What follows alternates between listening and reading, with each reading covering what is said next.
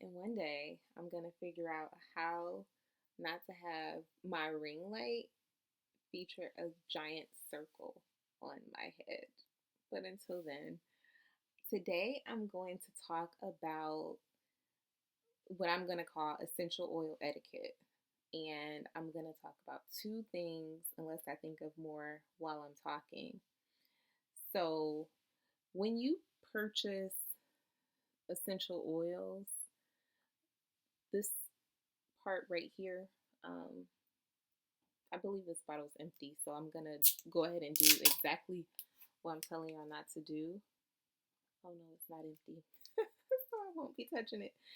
This part right here, as I touch it, this is called the orifice. Orifice. And the orifice is easily contaminated. So you never want to touch it.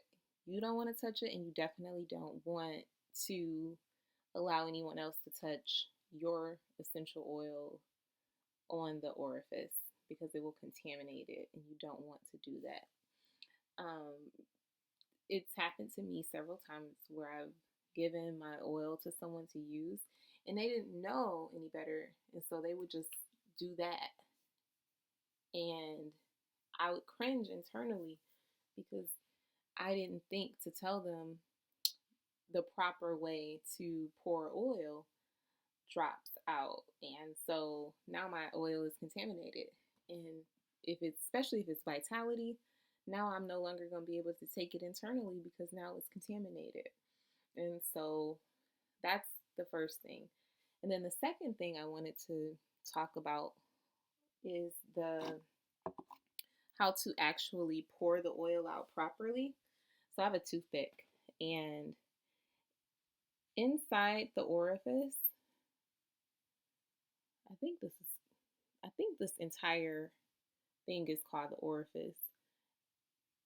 The inner part of the orifice along the the rim, like this part that I'm pointing to internally, I'm sorry, inside of here, like this part right here, there's a tiny dot along the side.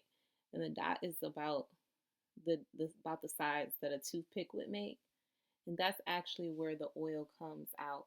And so when you're pouring oil, you should hold it at a 180-degree angle until you find that little dot on the inner portion of the orifice. And when you find it, you'll see that there's a free flow of oils, and when you it'll drop.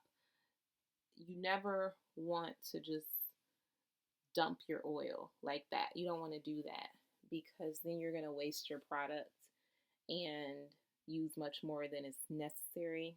Young Living essential oils are extremely potent, so you don't need a lot. So that was the second thing. Just when you use it, rotate your bottle until you find that little dot, and you'll know when you find it because there will be a free flow of oil.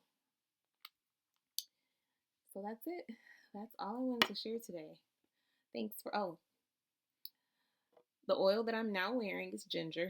Ginger is a part of the Vitality line, so you can take it internally. Most people use it to support their digestive system. The directions say that you can dilute 1 drop with 1 drop of a carrier oil like olive oil, grapeseed oil, any type of natural oil that you can cook with, or fractionated coconut oil, which you wouldn't necessarily cook with, but is, you know, safe to, let me not say that. I'm not sure if fractionated coconut oil is safe to take internally. Regular coconut oil is. But in any event, dilute 1 drop with 1 drop of carrier oil that is safe for you to take internally. And you can use it in a capsule up to 3 times daily to support your digestive system and probably your overall immune system as well, because most of the immune system lives in the digestive tract. So, if you have already been introduced to Young Living, then by all means get back with the person who introduced you. I'm so sorry, we still have a landline. If you need someone to help you get started with essential oils, then our contact information will be in the description box below. Thanks for listening. Why people call instead of just texting? Why not? Why call? Don't call me. Just text me unless it's an emergency. I'm just kidding. Kinda. Bye, y'all.